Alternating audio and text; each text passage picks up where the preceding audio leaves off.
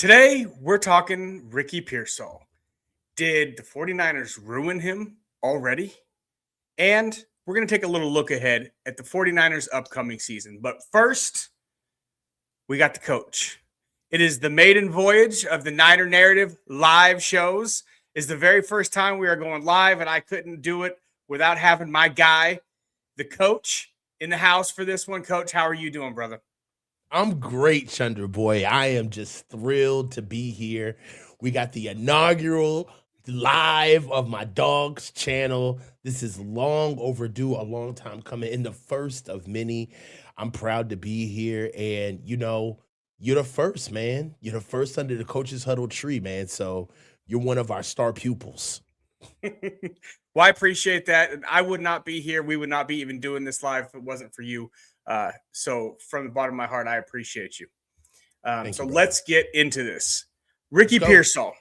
I'm gonna real quick before we dive into this. I want to give a little bit of background on the injury history, right, all the way back to college, because part of the narrative with this is does Ricky have an injury history? And a lot of the Right. people who are saying, well, but he never missed a game in college. Why all of a sudden are we saying there's an injury history? Well, if you look a little bit deeper, it when he was in college, his initial injury was a shoulder subluxation, which is where it partially dislocates and then pops back in. Mhm. But he did not miss any games due to that. He played through it, right? So I don't think this is a question of like, is he tough enough? He's shown some toughness. It's can you just flat out can your body hold up? Then August 2022, the fall camp for Florida, left foot bone bruises. Missed a couple of weeks of camp, but didn't miss any time in the actual season. Then you get to 49ers OTAs. He gets another shoulder subluxation in the I same think you got shoulder. your graphic down there, Chunder boy, for your topic. And the The appreciate picture you. down below. So we're going through this, and so spring OTA, so another shoulder subluxation recurring from the college injury. Then in July and August, he gets a hamstring strain and another shoulder subluxation. Misses almost all the practice and misses all 3 preseason games. This is in his rookie year. He then, of course, this is the terrible one. This is not his fault. He gets shot. He's very fortunate. Even though he gets shot in the chest, it doesn't hit anything, and he's able to return by week 7. Now, he actually has a pretty solid rookie year from that point forward. He catches 31 balls for 400 yards and 3 touchdowns in half a season. That's a pretty solid rookie year if you Mhm. only had to play half the season. So from there, we get to 2025 OTAs. And in 2025 OTAs, another hamstring injury, right? So the reason I'm bringing all this up is because this is not some freak thing. He's had multiple injuries that have continued to linger and be reoccurring. And that to me Mhm. is the central theme of this, because we now have a third injury with this PCL where he is not healing. He can't get back from it. He can't get fully healthy. So what are your thoughts here? Is this a situation where he's one of those guys who's an injury prone guy and his body can't hold up? Or is this just something, it happens, it's football? Nah, well, look, the way we're looking at it right now is the PCL injury is a really big deal for Ricky Pearsall. Okay. So, how we're looking at it right now is that the PCL injury is about deceleration and reacceleration. All right.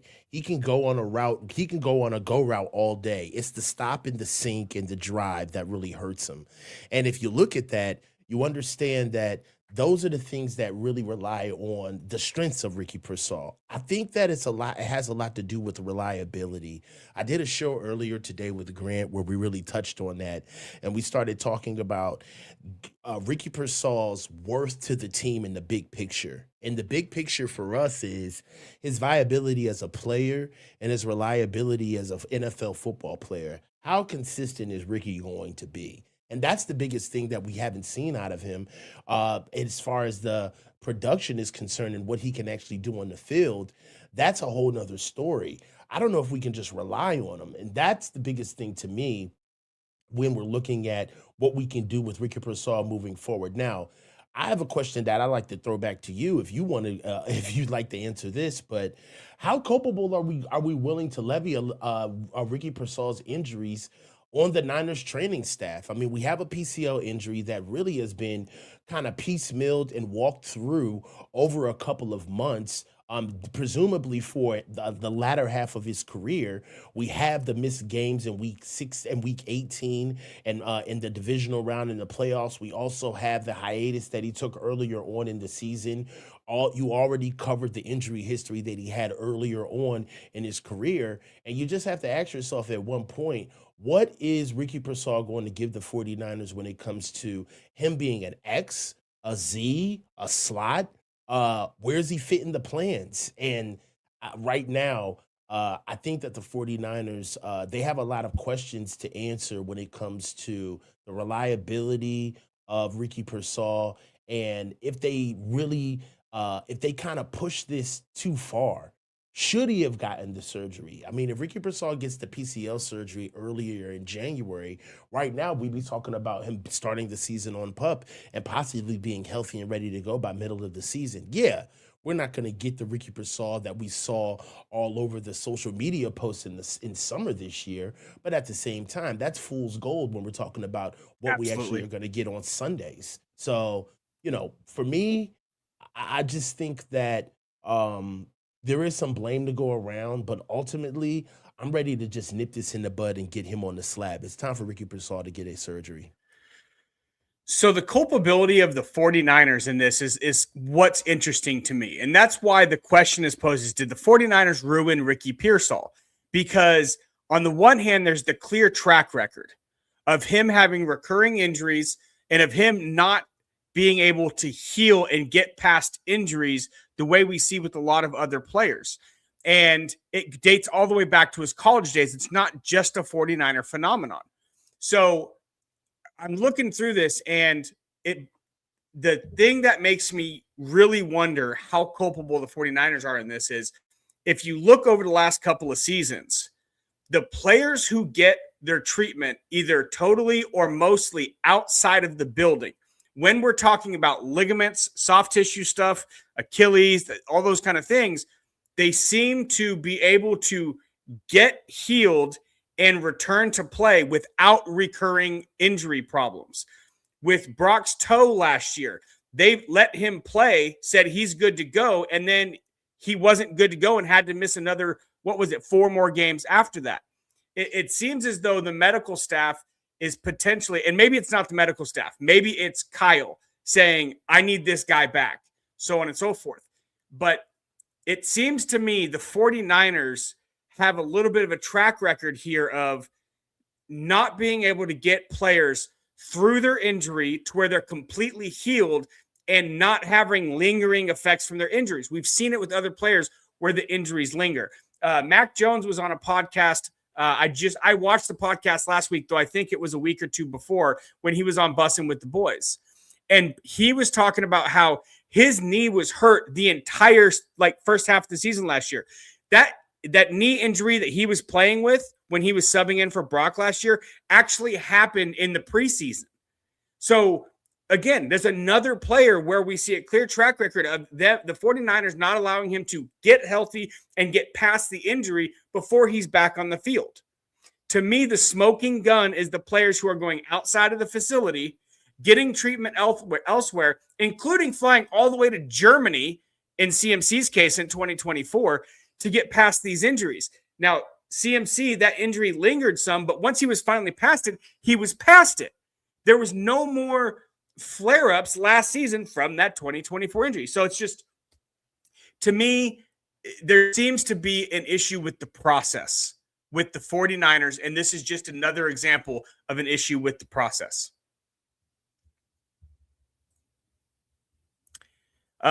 So are you muted? Yeah, I'm sorry. You're good. Yeah, something else that I'd also like to add as well is maybe we look at the Niners injury problems a little bit too holistically. I think we're looking at it in broad stripes. Like, all right, the Niners are bad at evaluating players through their injuries, or the Niners are not good at keeping players healthy.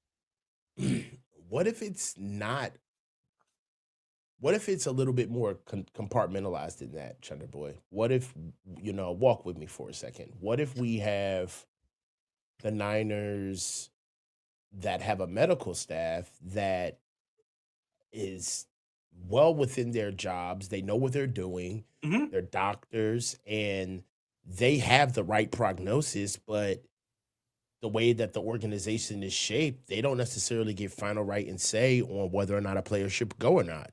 Yeah. Or, what if, we've got a situation with the Niners where, yeah, we have a medical staff that's top notch and they can tell you exactly what's going on with players down to the atom. And they can let you know how far he should go, how far he should be pushed. And there's a possibility that there could be mechanisms where people can turn a blind eye to certain things. Certain people's opinions are suppressed, or there's a glass ceiling on how far that information goes up. So there's not culpability at certain levels for decision makers. Listen, it's a trend.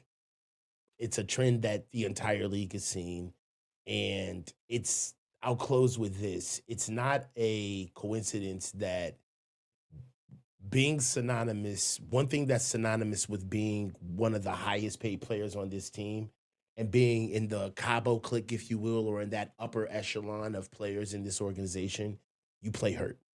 All of them play hurt, and they Yes. all play through injuries. So, you know, Yeah, I think, and this is the last thing I'll say on this. Um, I think that Kyle Shanahan probably stays out of it completely as far as rehab process, timelines. He doesn't want to know any of that. He just wants to know if the player can play or can they not play. And if they can play, even if they're not 100%, they're going to play. That's just kind of how Kyle views it. I think he I don't think he's like interfering with the process or anything like that. I think he keeps it very simple. You tell me when the guy can go, and then I'm going to play him. Look, you go back to like a Mitchell, right? They were keeping Mitchell duct taped and bubble gummed together, and all Kyle cares about is can he go? Can you get him up for Sunday? And I think it's causing lingering issues that are probably avoidable. So anyway, moving on. So with the 49ers, basically, we're done with all the draft and free agency, all that stuff. Obviously, there's some roster politics that go on around actual final 53. So my question is, at this point, are there any red flags on this roster for you? Are you looking at this roster and saying, you know what? I'm not sure if that's going to be enough. Yeah, 3 units. Okay. One, I don't know exactly what we're gonna do with tight end. I see that the Niners recently just signed Josiah DeGuara, the Mm-hmm. tight end that we got from Arizona. Strong H-back guy. Bench 25 reps, a 225 in his combine. This is a guy that's more of an H-back move tight end type of guy. So I will see what they're gonna do with him. Outside of that, I just don't know what the Niners are gonna do. We have George Kittle, who's pressing to be back, but he's already starting the season on pup. So that's something that's not necessarily promising, because whenever you do get George back, you have to be wondering, well, what type of George are we getting back, right?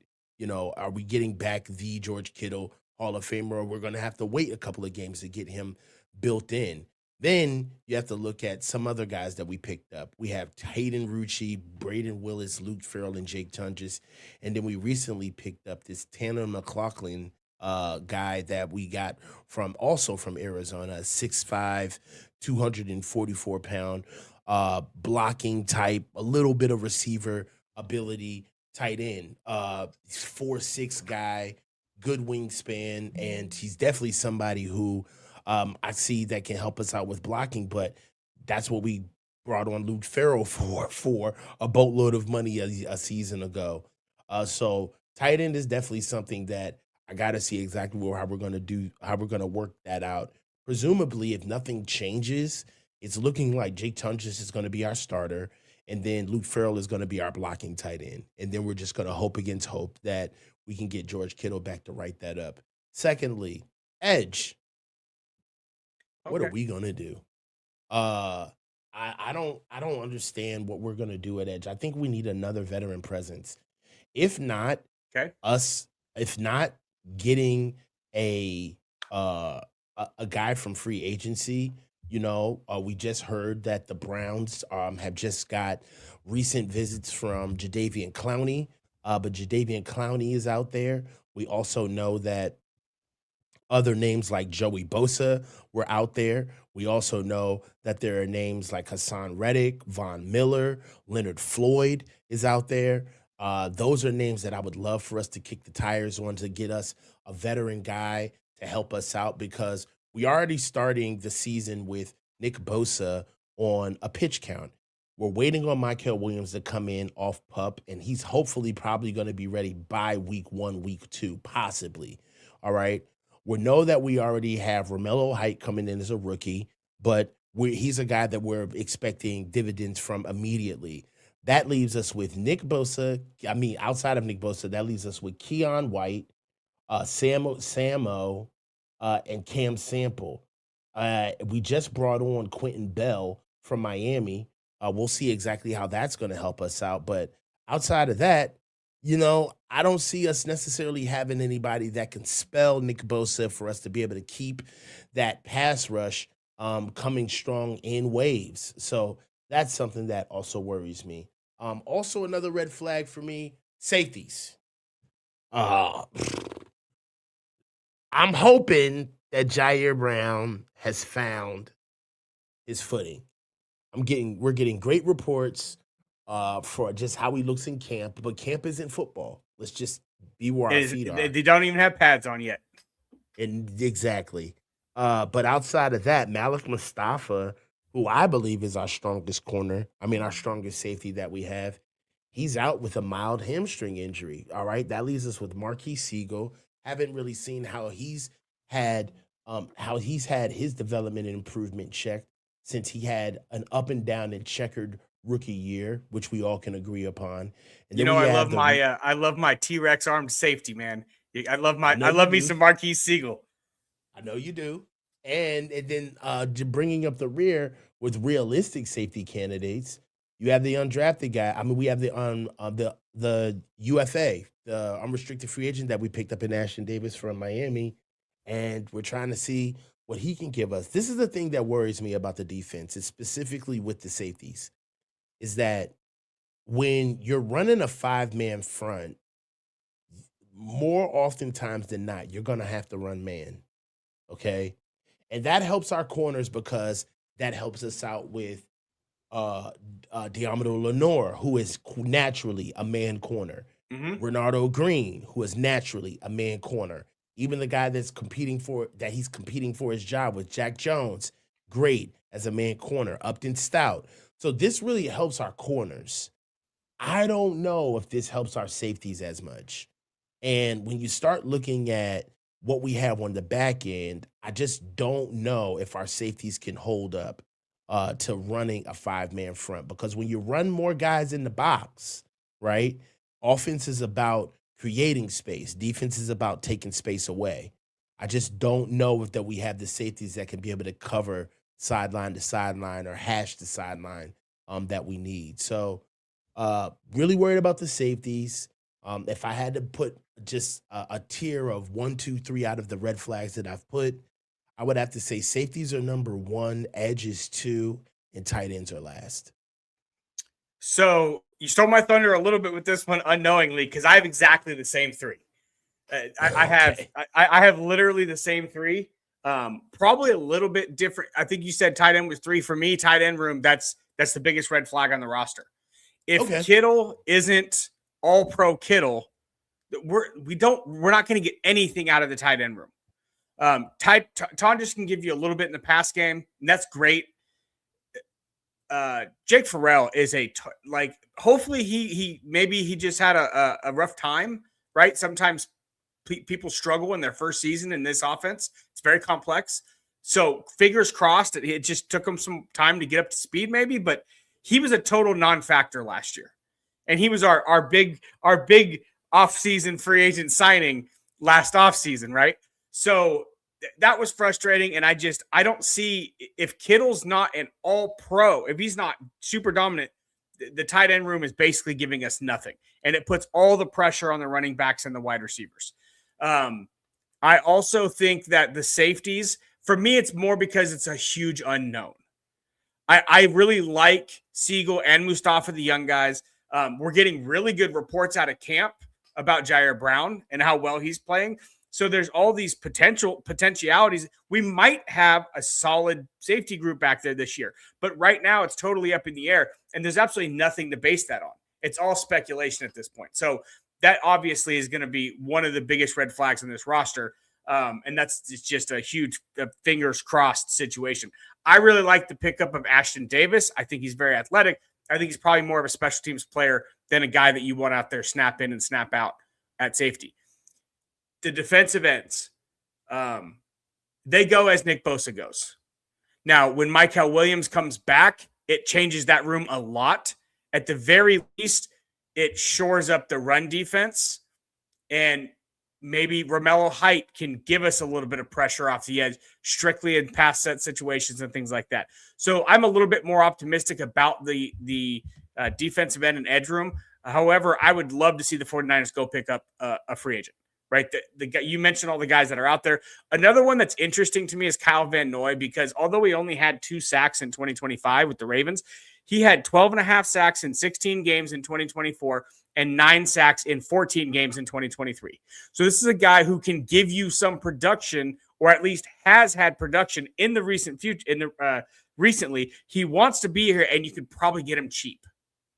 So I think Kyle Van Noy might be a really nice, just veteran presence to bring in at least early in the season. Who knows if he'll have any juice left at the end of the year? He's kind of getting long in the tooth on that. I have sorry. No, you're good. You're good. I got one more sneaky red flag, bro. Okay. Kyle Shanahan. Okay. Play calling and game management are 2 entirely different jobs, right? And Kyle calls plays, and that's a headset job. The head coach job is the stuff nobody credits until it goes wrong. Timeout discipline, right?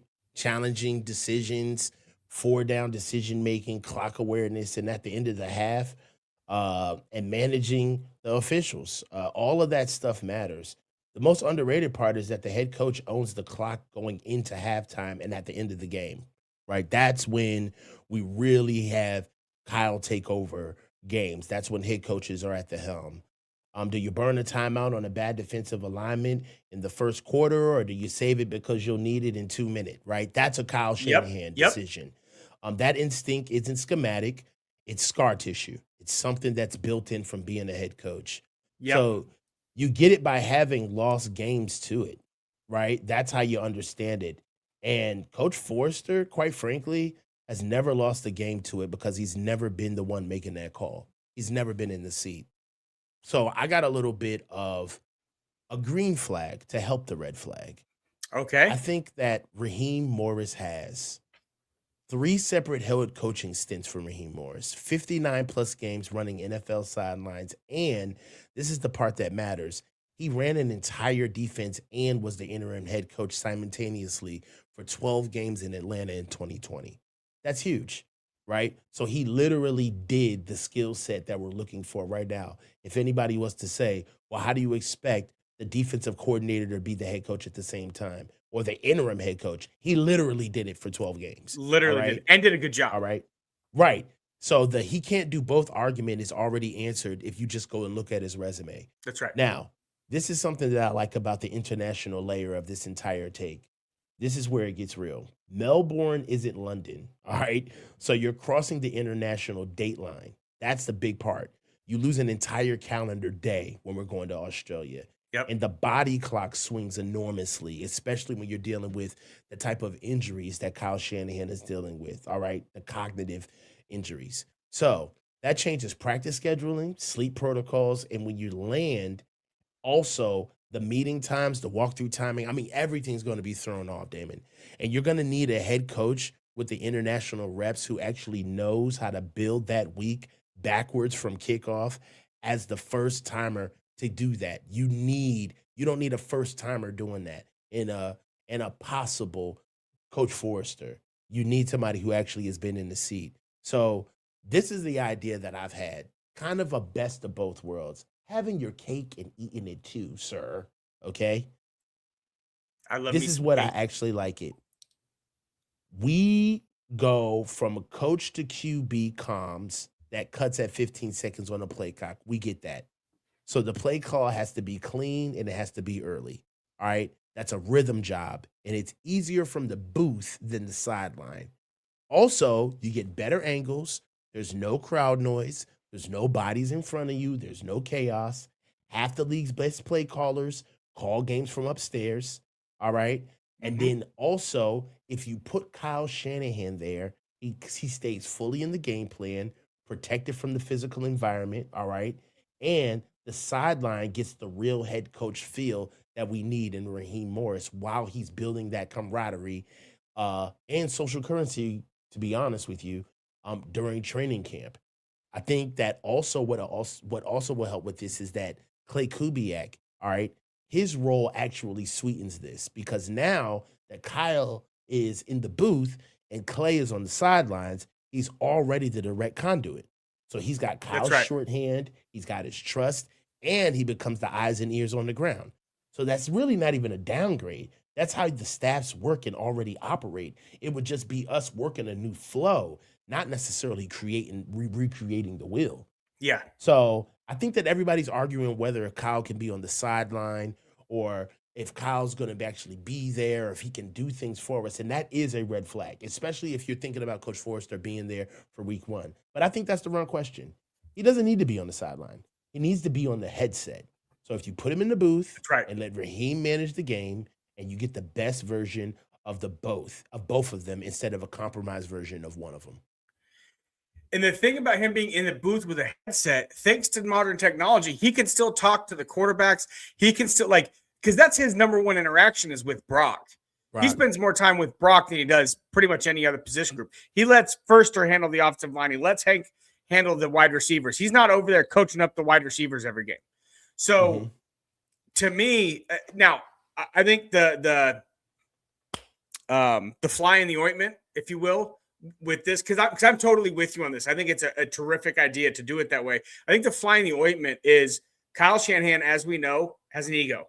I don't think there's any chance Kyle Shanahan is going to be on the headset and involved in the game and not calling things. I'm talking about situational things, timeouts, things like that. It's still going to be him making those calls, even if Raheem is the guy that's on the headset talking to the ref. I don't see Kyle giving that up. If he's actually going to be in the game and be up there in the booth, he's going to be the one that's still making the calls. You ready for a sneaky take? Okay. I think this is the era of soft Kyle. Oh no. You think he's seen the light? I mean, dude, he cried, man. That threw me. He cried, bro. Um That can happen with brain injuries, though. yeah, I just you can't put the toothpaste back in the tube, man. And it's almost like you being scared of spiders and you jumping into your girlfriend's arm, like and shrieking like a girl. You can't undo that one. You can't undo that. And not I mean, I'm making light of it. This was a serious moment, Of but course. I believe that go ahead. Which I think that you're on the right track with. This could be the kind of thing that is a catalyst for Kyle to finally make some of the changes that we've been hoping he would do and have some of the growth that we've been looking for several years now. Yeah, I just it's hard to get Kyle cursing everybody out and yelling at While he's everybody. crying. Yeah, dude. I'm not even like why he's crying, but just the scene of how I mean, David Lombardi put stuff out, Grant put things out. A lot Mhm. of people that were in the building, put out interaction that they had with Kyle in his office, and it just seemed a bit heavy-handed. There was a lot of things that got revealed that I did not think uh would ever happen. One is the fact that he chose to have the meeting in his office rather than in the press conference room Yeah, was, I thought I that was think, a big deal. Very yeah, overlooked. yeah, I believe that, and not to kind of steal the topic right now, but No, yeah, you're good. Go, good. yeah, I believe that that was, I don't want to say designed or planned, but it was something. Okay. It was Um, not an accident. yeah. Also, there were some people that didn't get invited there. I'm not going to talk about it on stream, but I think that there's a whole nother scenario as to the reason why some people got invited and the reason why some people didn't. That's a whole nother side of it. Also, too, the the fact that he chose to show the press what he looked like during the incident, and and the incident had only happened 14 days ago.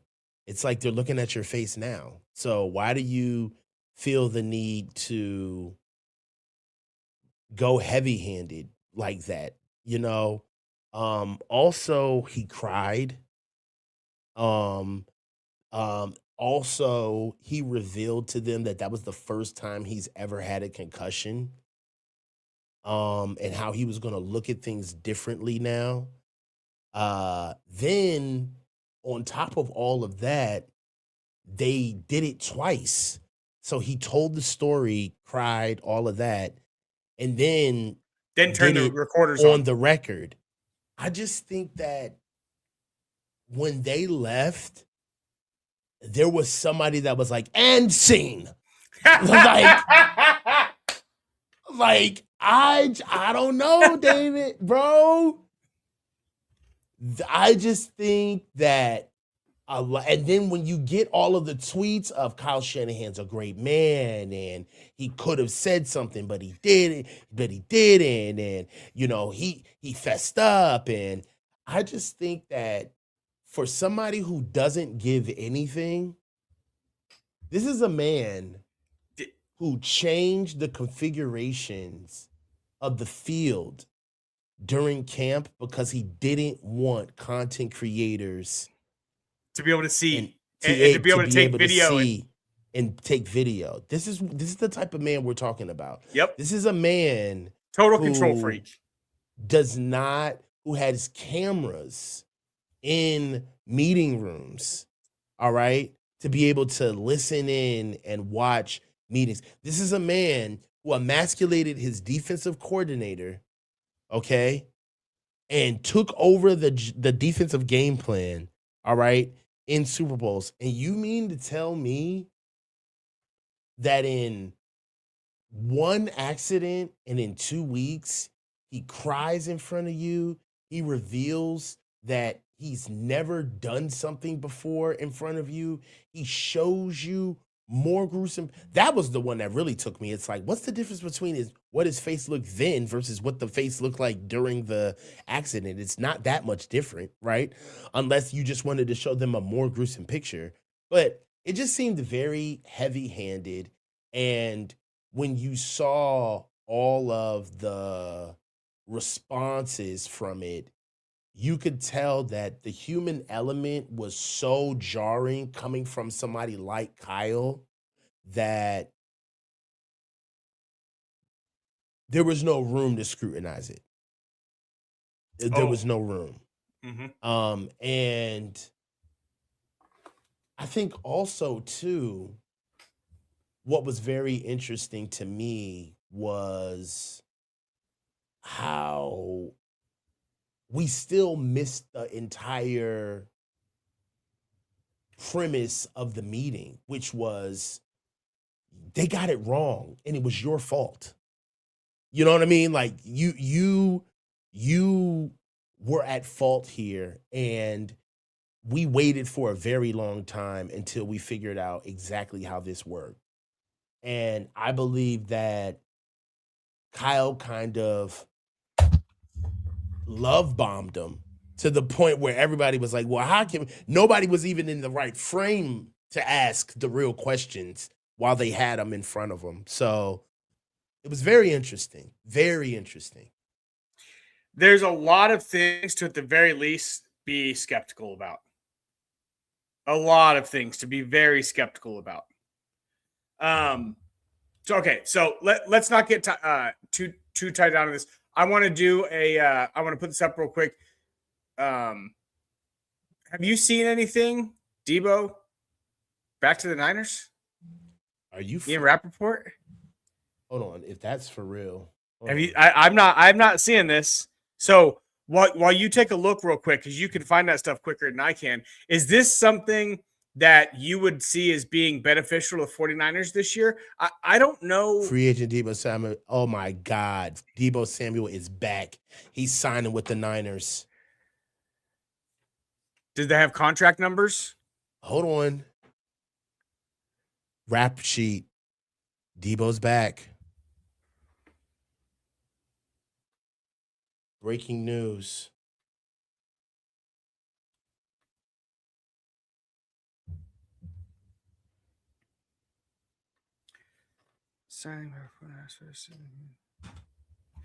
Well, now we have a new topic for this evening. I mean, I'm ready to do a video, bro. Like, let's go. Okay, so what Deebo does not replace Pearsall. They're two very different wide receivers, right? But they both play the Z position. They just play it very differently. Is this a Pearsall replacement, or is this something you think might have happened even if Ricky didn't get hurt?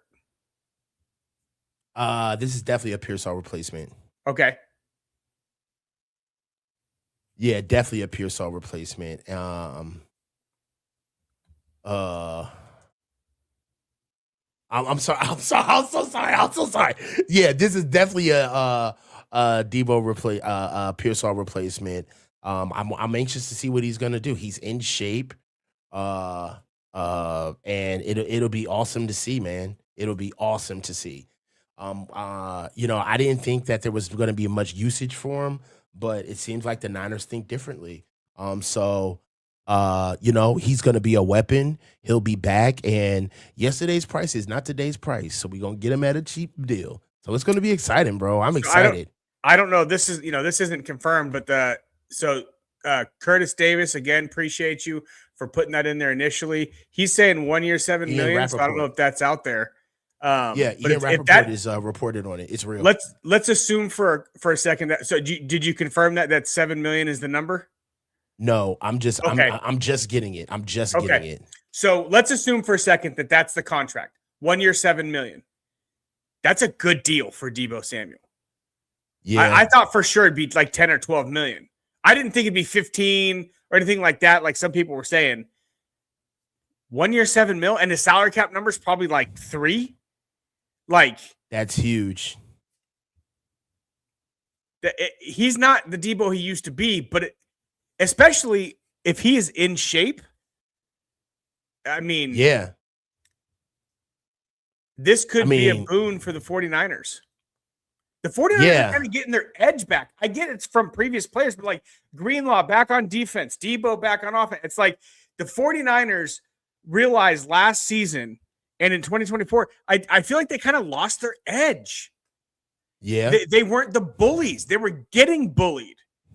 And it seems like some of this might be like, okay, you're not expecting Deebo to give you 1,000, but you are expecting him to run through somebody's face at some point in time. And that's going to get everybody up. Yeah, I know, bro. I mean, being able to have that instant offense, I think it's going to be exciting for us. It's going to be fire. I love this move. Now that he's here, the Niners need as many bodies as they can get. My mind is going through the roof right now. I almost want to go live, dude. You want to go? Do you want to dual stream? Yeah. How does that work? Is that gonna take? Yeah, let's do it. No. No. Let's finish your show. Let's Okay. finish your show. Come on. All right. Well, let's clear this. All right. So let's move on from that. We'll come back on. I'll jump in for 2 seconds on the on your stream on Deebo if you want me to. Yeah. Okay. So let me just ask you this last one, and then we'll get out of here. We'll cut this a little bit short. So this season, I personally think the 49ers are a legit contender. I think when you look at last season, there were 3 primary big things that happened that prevented us from really being able to contend with the top teams. I think that our turnover differential, right? We're turning the ball over too much on offense, and we were not getting turnovers on defense. I think we weren't getting any pressure up front defensively. And I think our run game being totally stagnant, and by extension, having no explosiveness in our offense. We had slow wide receivers, and our play action was totally ineffective because we couldn't effectively run the ball. I feel like they addressed pretty much all of those things this offseason. Now, some of it was addressed because Nick Bosa is coming back. That helps fix, that's a huge chunk to fixing the pressure problem, right? And you might actually have a pretty good left guard. You may have an upgraded left guard this year based on some of the early results. That's yet to be seen. But bringing in the coaching staff with Raheem Mostert, bringing in Coach Gray, and coaching up these secondary guys to be aggressive, to go after the ball, and not just sort of play everything in front. They might have actually addressed some of these things, but have they done enough? What do they have to do other than the obvious? They have to stay healthy. What do the 49ers have to do to finally get a ring this season?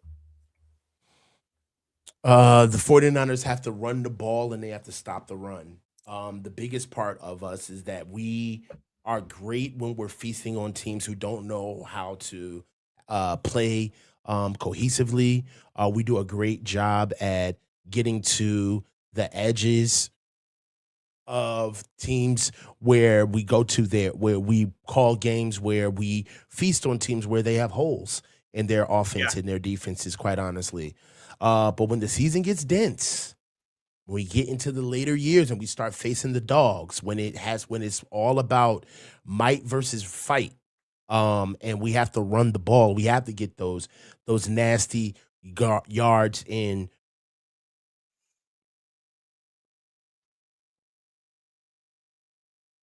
Why am I blanking right now? We have to get those nasty yards in. You're talking about the dog days of the season, in the playoffs? Dog days in the season, yes, in the playoffs, and when we're on the road.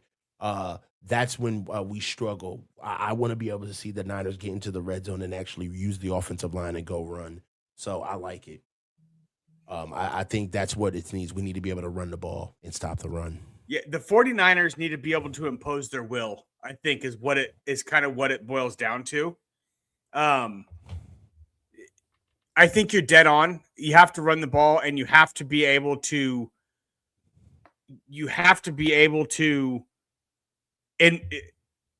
to dictate terms to the other team. And the only way that you can dictate terms to the other team is if you run the ball and if you stop the run. And that's what the 49ers haven't done the last couple of years. They have not dictated terms. They've got to get explosive on offense. I think that we've done that by adding speed, by adding a big play wide receiver. I know that Mike Evans isn't the speedster, but he is a big play wide receiver. And he is a guy who can win down the field, even if he's not running by guys. So to me, it really comes down to, can the 49ers get back to being a team that dictates to their opponent and not allowing their opponent to dictate to them? That playoff game against Seattle, 4 minutes into that game, you already knew it was over because Seattle was dictating to San Francisco. They were telling them what they can and can't do today. And that game was over early. So we're gonna cut this a little short. So Coach can go do his Deebo show, which will be coming to you on the Coaches Huddle. So this is our first live. I want to appreciate everybody I want to thank everybody, and I appreciate everybody for coming and watching. We got up to 8 people, Coach. We got up to 8, bro. We got 8 people in here. That's a 45-minute show, baby. This is an awesome show. So, everybody. Hey, get over here to the Coaches Huddle, baby. It's subscribe. On. Coach is getting ready to go live and hit it up with Deebo Samuel information. He's going to talk all about that. This is Chunder Boy signing off. I appreciate all y'all.